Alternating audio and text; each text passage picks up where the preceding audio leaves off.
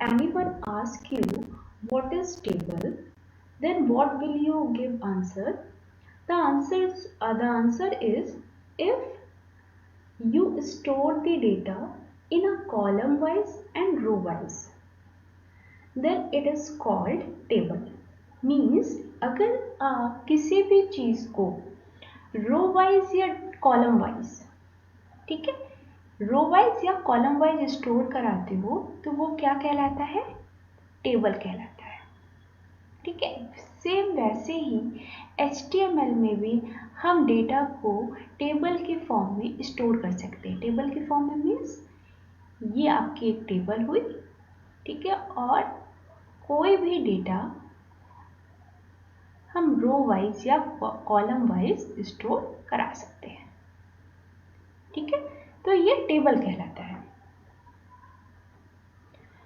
तो टेबल हम कहते किसे हैं? ठीक है, ये मैंने आपको बता दिया। When arrange the data in row and column wise. Okay, तो HTML को कैसे पता चलेगा कि आपको टेबल क्रिएट करनी है? ठीक है, जैसे ही हमने HTML में टेबल टैग लिखा, ठीक है, जैसे ही हमने टेबल टैग लिखा, HTML अपने आप समझ जाएगा कि जो भी डेटा है उसे मुझे टेबल के फॉर्म में मीन्स रो वाइज और कॉलम वाइज स्टोर करना है। टेबल लिखा आपने तो वो एक टेबल क्रिएट कर देगा। ठीक है, ये एक उसने टेबल क्रिएट कर दी। अब नेक्स्ट क्या होता है? रो होता है। तो हम अपने नॉर्मल उसमें रो के लिए अगर क्या कर देते हैं, एक लाइन यहाँ पर अगर खिंचा देंगे तो ये क्या हो जाएगा? एक रो बन जाएगी। बट HTML को कैसे पता चलेगा कि उसको रो बनाना है? तो उसके लिए आपने लिखा TR।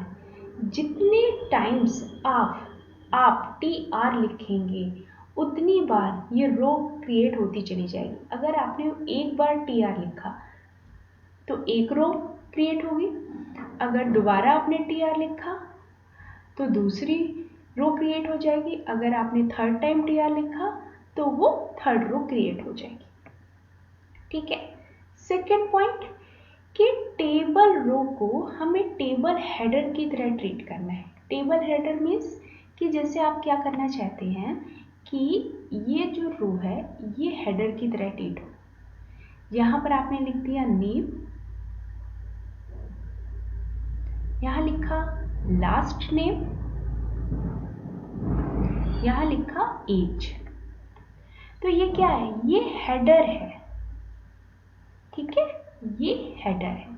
जब टेबल के अंदर आप टेबल हेडर लिख दोगे, ठीक है, सॉरी टेबल के अंदर नहीं, टेबल रो के अंदर जब आप हेडर लिख दोगे तो ये एक पर्टिकुलर रो टेबल हेडर की तरह वर्क करेगी।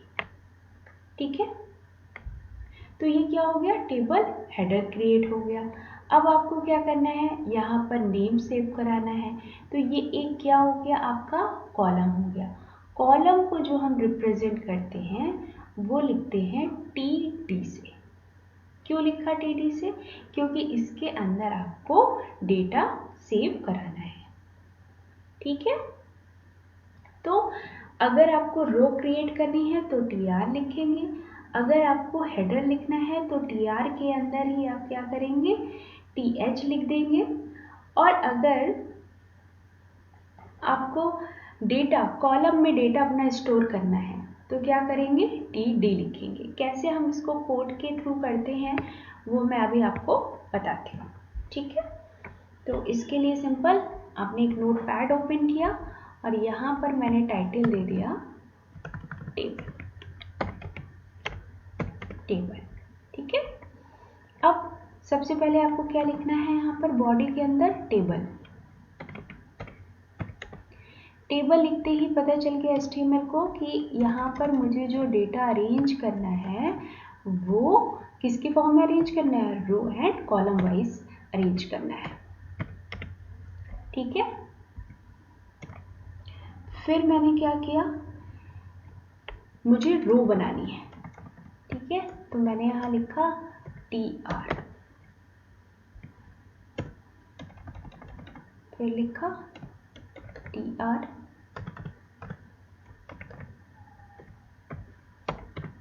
ये एक रो क्रिएट हो गई। ठीक है, जितनी आप रो क्रिएट करना चाहें उतनी बार आपको TR लिखना पड़ेगा। तो मैं इसको सिंपल 2 टाइम्स कॉपी कर दे रही हूँ।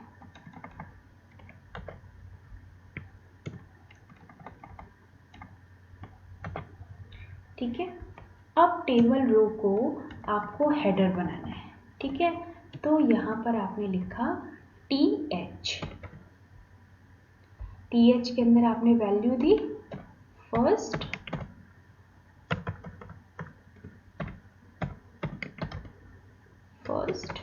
नेम,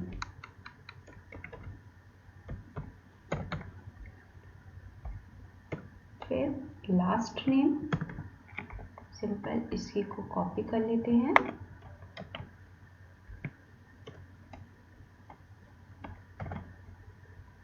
यहाँ last name,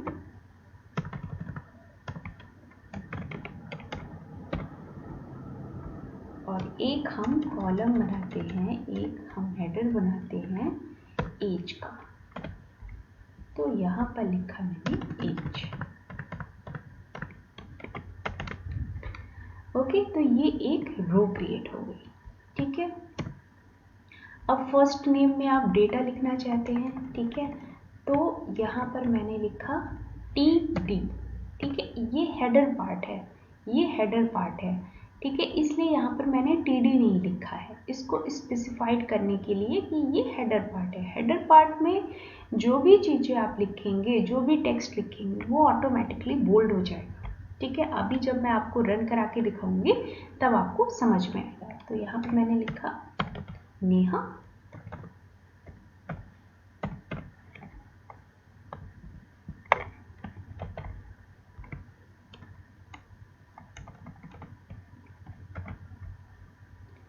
last name,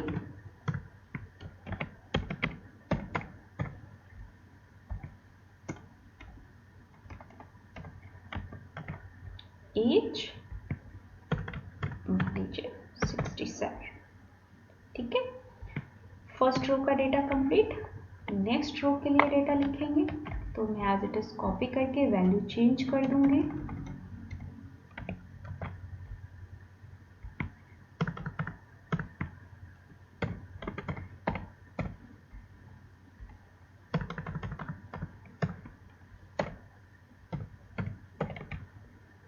as कर दी मैंने 68। ओके, अब इसको सेव कराते हैं हम।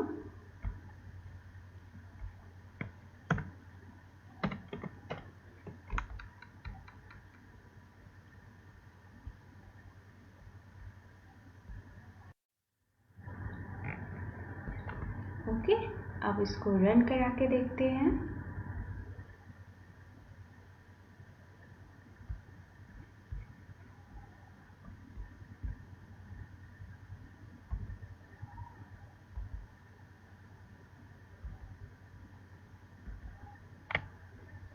तो मैंने इसको सेव किया टेबल के नाम से।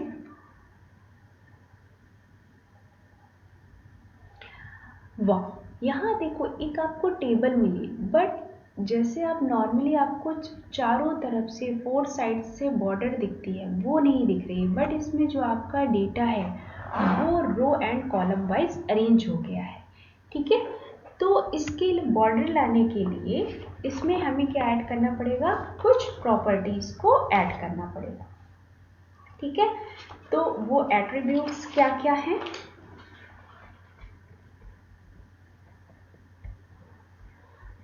उन एट्रीब्यूट्स के बारे में पढ़ेंगे। तो attributes of table, first one is height and width, second border attribute, third border colour, align attribute, background attribute, frame attribute, rules attribute, cell padding and cell spacing.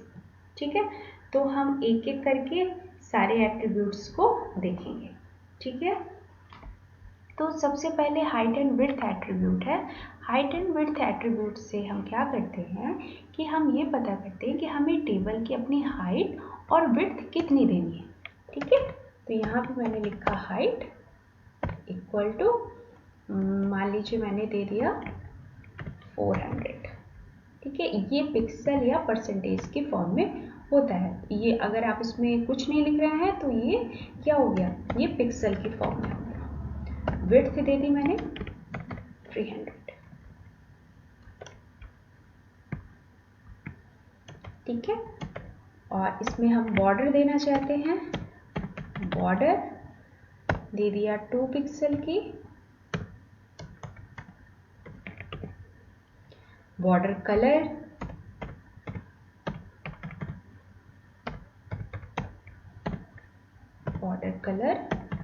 Red दे दिया मान लीजिए, ठीक है।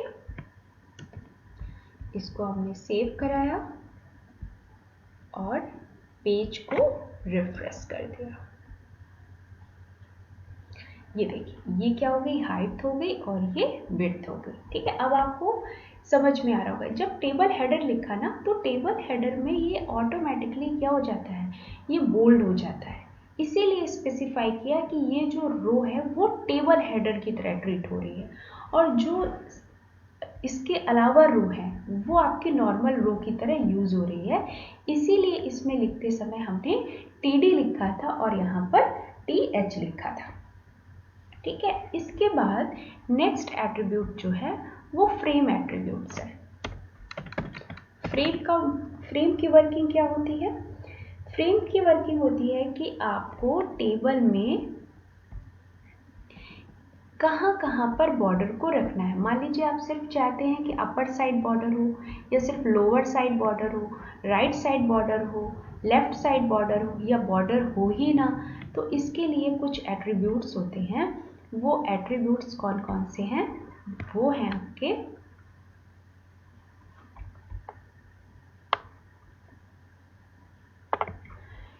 Frame attributes wide, above, below, H side, LHS, RHS, V sides, box and border, ठीक है। Wide means क्या होगा, एक बार चेक करके देखते हैं।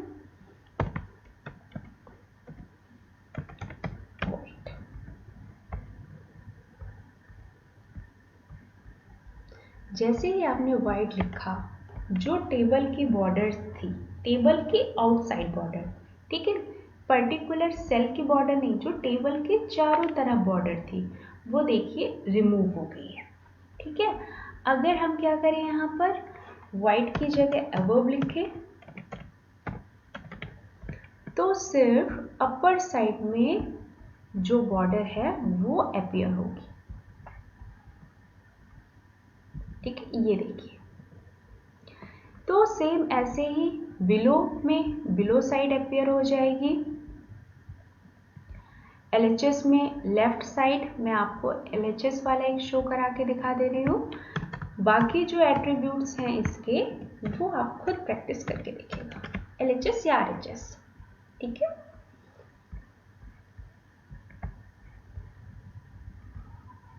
ये देखिए, ये राइट साइड से बॉर्डर आ गई, ठीक है। अब मैं चाहती हूँ कि जो आपकी टेबल है ये सेंटर में आ जाए, तो इसके लिए हम क्या करेंगे,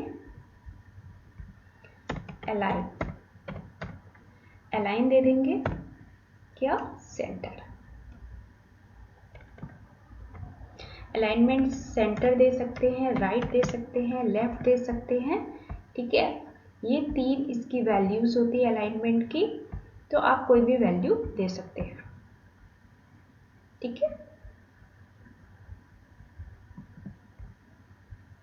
तो ये फ्रेम एट्रीब्यूट्स हो गया। फ्रेम एट्रीब्यूट्स में बॉक्स का मीन्स क्या होता है, बॉक्स और जो बॉर्डर है, ठीक है, बॉक्स और बॉर्डर दोनों का मीन्स सिमिलर होता है। इसमें टेबल के चारों तरफ बॉर्डर क्रिएट हो जाती है। मैं आपको करके शो करके दिखा देती हूँ। बॉक्स वैल्यू लिखिए, बॉक्स,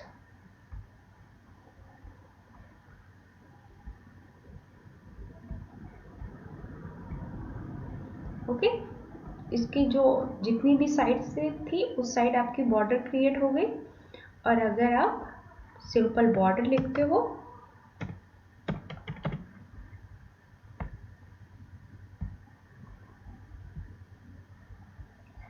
तो भी इसकी सारी साइड्स में बॉर्डर क्रिएट हो जाएगी, ठीक है। तो बॉक्सेस और बॉर्डर दोनों का मीन्स सिमिलर होता है। एक प्रॉपर्टीज की H sides and V sides है। एच साइड्स मीन्स होता है हॉरिजेंटल साइड्स, ठीक है, हॉरिजेंटल साइड, और वी साइड मीन्स होता है वर्टिकल साइड्स। अगर आप एच साइड लिखेंगे तो अबव और बिलो दोनों साइड क्या हो जाएगा, बॉर्डर क्रिएट हो जाएगी, H side.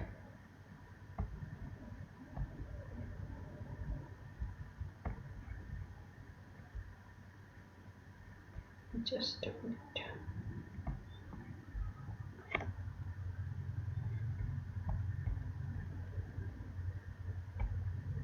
H sides save करा दे। ओके, एच साइड्स टेबल के अपर साइड और बिलो साइड एक बॉर्डर दोनों साइड क्रिएट होगी। अगर आप बी साइड्स लिखते हैं तो वर्टिकल लाइन क्रिएट हो जाएगी, मीन्स राइट और लेफ्ट साइड। नेक्स्ट प्रॉपर्टी इसके क्या है, rules attribute. Rules attributes means क्या होता है कि ये तो अभी आप टेबल के बाहर के साइड की जो बॉर्डर थी उस पर आप वर्क कर रहे थे। उस पर वर्क करने के लिए आप क्या कर रहे थे, फ्रेम एट्रीब्यूट यूज कर रहे थे। लेकिन जो टेबल के अंदर सेल्स हैं, ठीक है, उसमें अगर आपको लाइंस या जो बॉर्डर क्रिएट करनी है या बॉर्डर आपको रिमूव करनी है तो उसके लिए आप रूल्स एट्रीब्यूट का यूज करते हो, ठीक है। तो इसको एक बार शो करके देख लेते हैं। यहाँ लिखेंगे रूल्स इक्वल टू, ये मैं फ्रेम्स हटा देती हूँ, ठीक है। आप साथ में दोनों प्रॉपर्टी को यूज कर सकते हो, बट आपको बेटर तरीके से समझाने के लिए मैंने उसे फ्रेम्स को हटा दिया। तो रूल्स में मैंने नन किया,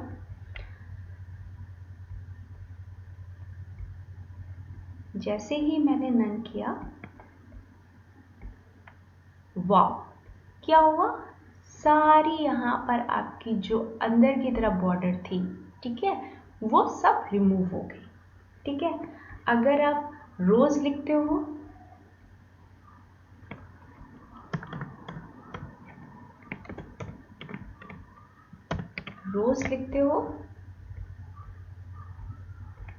तो क्या होगा,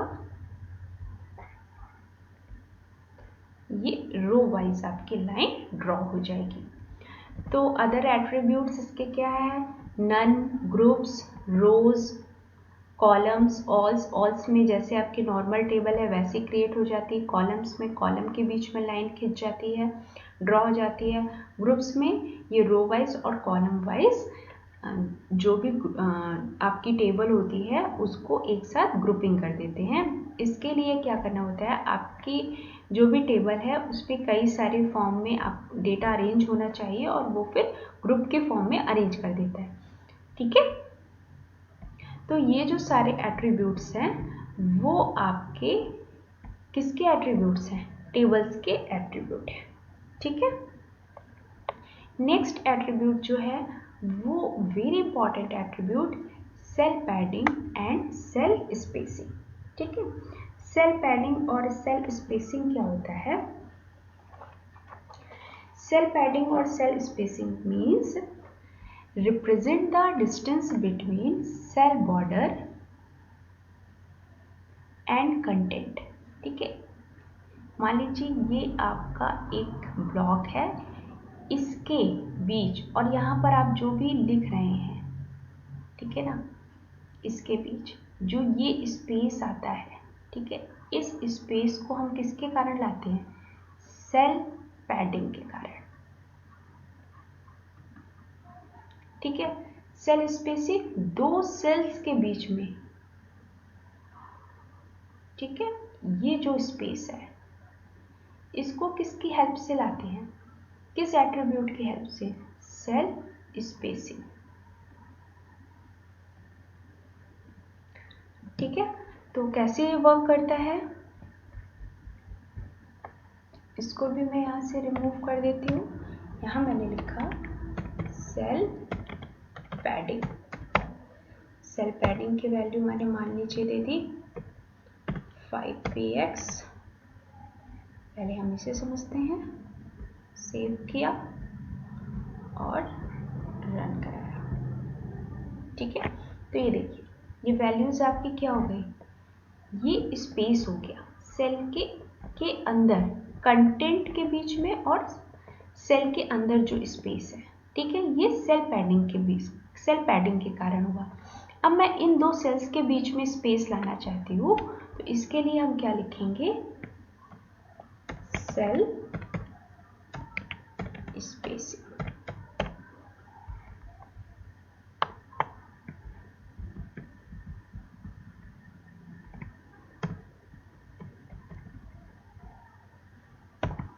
यहाँ पर मैंने वैल्यू मान लीजिए दे दी 10px।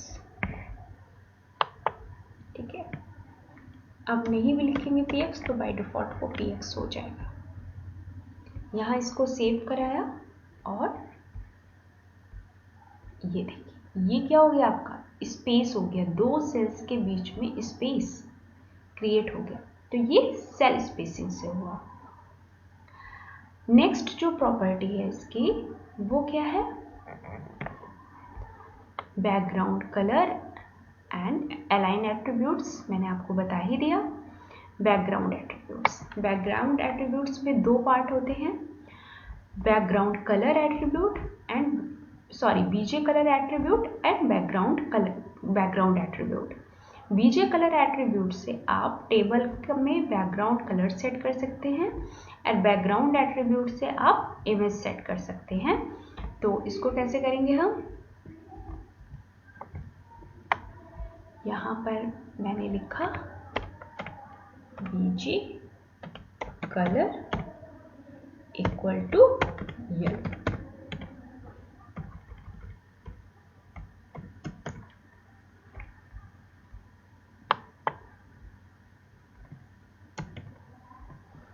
ओके, इसे मैंने सेव किया और रिफ्रेश कर दिया। ये देखिए, ठीक है, तो इसके बैकग्राउंड में कलर येलो सेट हो गया। अगर आप चाहते हो कि कलर की जगह यहाँ पर इमेज सेट हो तो सिंपल आप क्या करेंगे, बैकग्राउंड लिखेंगे, बैकग्राउंड, और जहां भी आपकी इमेज पड़ी होगी वहां से आप इसे उसका पाथ देंगे। तो मैं क्या करती हूँ कि मैं यहाँ पर ये logo.png